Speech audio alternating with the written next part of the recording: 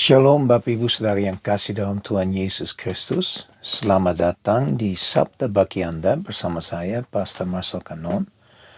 Ya, dan kami masuk dalam minggu terakhir daripada bulan Maret. Ya, ada 4 hari masih dalam bulan Maret, kemudian kita udah masuk dalam bulan April.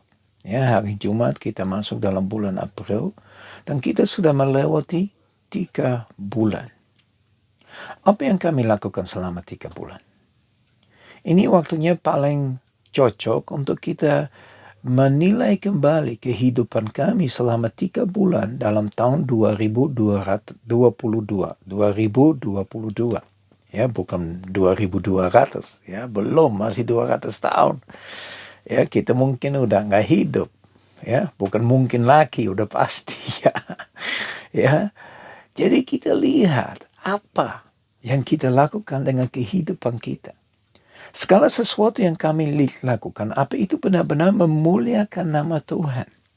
Apakah melalui kehidupan kita, kita meninggikan, mengagungkan, membesarkan nama Yesus Kristus? Ya, saya harap dalam kehidupan saya memang melakukan begitu. Saya pun menilai kembali, saya pun akan duduk, saya pun akan merenungkan kembali selama 3 bulan ini. Apa yang saya lakukan? Baik sebagai hamba Tuhan, ya, maupun sebagai seorang pribadi. Dan Bapak Ibu Saudara yang kekasih dalam Tuhan Yesus Kristus, dalam minggu ini saya mau bicara tentang nasihat daripada Paulus kepada anak rohaninya, yaitu Timotius. Ya, kita mendasari 1 ayat saja dan kita memperdalami. Ya, kita menggali, benar-benar menggali supaya kita akan mengerti apa yang Paulus mengajarkan dan apa yang Paulus memberitahukan kepada anak rohaninya, yaitu Timotius. Ya, yang kita harus sadar terus-menerus bahwa Timotius itu bukan anak kandungan dia, tetapi adalah anak rohani, anak yang dia pimpin, anak yang dia bimbing, anak yang dia menunjukkan. Ya, Paulus berkata dalam firman Tuhan supaya siapa yang mengikuti dia menjadi mengikuti teladannya. Ya. Nah, begitu juga kita hari ini dapat pelajari dari firman Tuhan. Nah, di dalam 1 Timotius 4 ayat 12 dikatakan begini. Jangan seorang pun menganggap engkau rendah karena engkau muda. Jadilah teladan bagi orang-orang percaya dalam perkataanmu, dalam tingkah lakumu, dalam kasihmu, dalam kesetiaanmu, dan dalam kesucianmu. Dalam bahasa Indonesia ada 5 hal. Dalam bahasa Inggris ada 6 hal yang ditulis di situ. Ya, ada tambahan di dalam roh. Nah, nanti akan bahas itu hari Sabtu. Tapi lebih dulu kita akan fokus kepada ada yang dicantumkan dalam bahasa Indonesia. Yang pertama dikatakan begini. Jangan seorang pun menganggap engkau rendah karena engkau muda. Sebagai biasa, orang lebih tua selalu menilai anak muda nggak tahu apa-apa. Ya, mereka nggak punya pengalaman seperti mereka tidak pintar seperti mereka, dan satu dan lain halnya. Tapi di sini Paulus menyampaikan kepada Timotius supaya orang-orang di sekitarnya tidak menganggap dia muda. Kenapa? Karena pengalaman yang dia sudah menerima. Ya, dari kecil sudah dia diajarkan tentang kebenaran firman Tuhan. Dan itu menjadi kehidupannya di dalam diri dia. Berapa kali dia mengikuti Paulus dalam perjalanan misi. Ya, jadi walaupun dia masih muda, tetapi secara rohani, ya, secara hikmah daripada Tuhan, dia sudah bukan anak lagi. Dia sudah jauh lebih dewasa dari banyak orang dewasa. Hari-hari ini saya menemukan banyak anak muda secara rohani. Mereka jauh lebih dewasa daripada orang yang sudah ikut Tuhan puluhan tahun. Karena mereka ikut Tuhan cuma sebagai socializing saja. Sebagai mengikuti apa yang harus dilakukan secara rohani.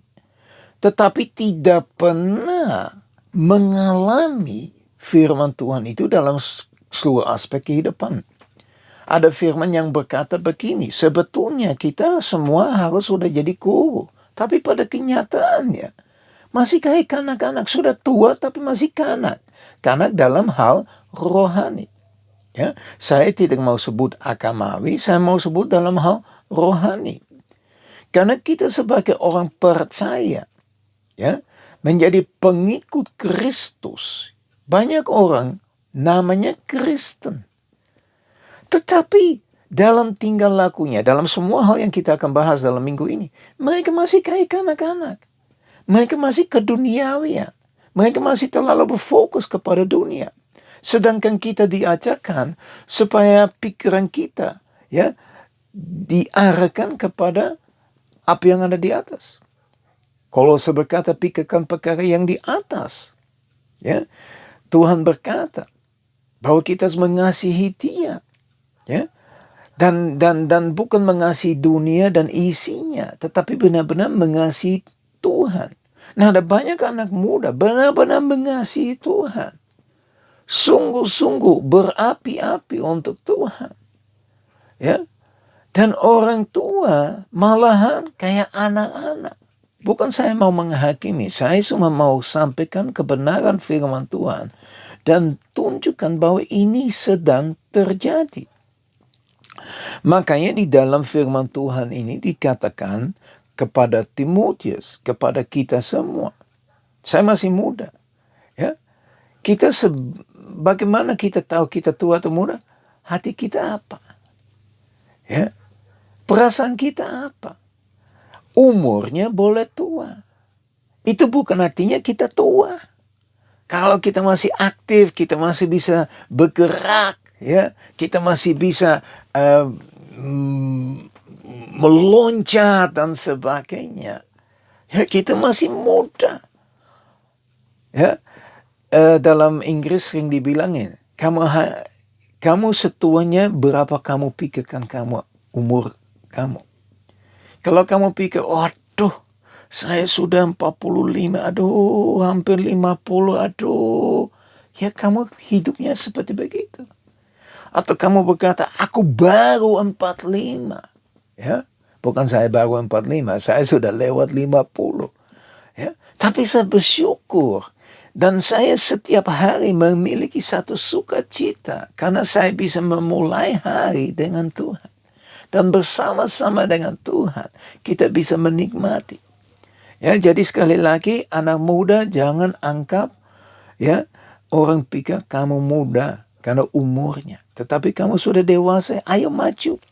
Ya, makanya dikatakan di sini, jadilah teladan bagi orang-orang percaya. Yang pertama, dalam perkataanmu. Ya, apa yang diajarkan oleh Paulus di sini kepada Timothy, ya, bahwa dia harus menjadi teladan, menjadi contoh dalam apa yang keluar dari mulut. Karena kita harus tahu, apa yang keluar mulut itu berasal dari hati. Kenapa seringkali kata kotor, atau kata hujat, atau kata kutuk keluar dari mulut kita? Kan itu ada di dalam hati. Makanya hati harus dijaga dengan benar dan baik. Supaya apa yang ada dalam hati itu benar-benar sesuai dengan kebenaran firman Tuhan. Amsal 18 ayat 21 berkata begini. Hidup dan mati dikuasai lidah. Siapa suka menggemakannya akan memakan buahnya. Hidup dan mati dikuasai lidahnya. Jadi untuk itu Paulus berkata kepada Timotius, hati-hati, jagalah mulutmu, jagalah yang apa keluar dari mulutnya. Ya, Yosua berkata supaya firman Tuhan itu yang terus ada di dalam mulut kita. Artinya bahwa hati kita sudah benar penuh dengan firman, dan itu akan mengalir dari mulutnya. Seberapa jauh kita menjadi menjadi contoh, ya, menjadi contoh kepada mereka yang sekitar kita. Jujur ngomong, kadang-kadang kita kepleset. Bukan kepleset, dosa. Ya, karena kita tidak menjaga apa yang ada dalam hati. Makanya Bapak Ibu Saudara yang kasih dalam Tuhan Yesus Kristus. Ya, bukan hanya anak muda, orang tua juga begitu. Jaga apa yang keluar dari mulutnya. Ya, kadang-kadang aku dengar, aduh anakku itu nakal banget. Semakin kita memperkatakan, semakin nakal anak itu. Ya, mari kita coba merenungkan kebaikan yang ada dalam anak itu dan fokus kepada kebaikan itu. Ya, jadi kita semua ini bukan hanya buat anak muda firman Tuhan ini. Ini firman Tuhan untuk kita semua. Supaya kita semua yang ada di bumi ini, ya, menjadi teladan, menjadi contoh bagi orang-orang percaya yang lain. Supaya selalu kembali kepada kebenaran firman Tuhan. Mari kita berdoa. Bapa kami yang di surga, dikuduskan namamu, datanglah kerajaan-mu. Tuhan, kami bersyukur atas kebaikan-mu, atas kasih-mu, atas firman yang kami boleh mempelajari sepanjang minggu ini, Tuhan.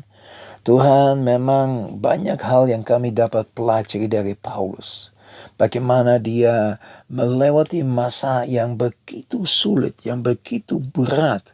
Tetapi dia dapat melewati dan dia mendapati dirinya menjadi teladan bagi orang-orang yang lain. Begitu juga untuk kita, Bapak. Hamba berdoa Tuhan supaya sepanjang minggu ini benar-benar telinga kami terbuka. Dan bukan hanya menjadi pendengar, tapi supaya kita benar-benar mengalami firman Tuhan. Dan kalau kami mengalami, saya percaya Bapak, kita benar-benar menjadi pelaku yang benar. Untuk itu Bapa, tolonglah kami, perhatikan perkataan kami Tuhan. Tuhan, supaya kita pikir sebelum kita ngomong, supaya kita diam mendengar, baru kita bicara, supaya kita benar-benar dapat belajar untuk mengontrol lidah kami. Hamba berdoa ini semua hanya di dalam nama Tuhan Yesus Kristus. Haleluya. Amin. Ya Bapak Ibu Saudara yang kasih dalam Tuhan Yesus Kristus, mari kita serius renungkan firman Tuhan. Ya, dalam minggu ini sebelum kita masuk dalam bulan April, bahkan sampai kita udah masuk bulan April, supaya firman Tuhan itu benar-benar tertanam, berakar, bertumbuh, berbuah untuk kemuliaan nama Yesus. Saya berdoa supaya berkat dari Allah Bapa kami yang di surga, kasih yang sempurna di dalam Yesus Kristus, persekutuan yang manis dengan Roh Kudus, menyertai kita semua dimanapun kita berada, mulai hari ini sampai Maranatha Tuhan Yesus datang kembali, bahkan sampai selama-lamanya. Haleluya, amin. Ya, Tuhan Yesus memberkati. Sampai jumpa besok. Shalom.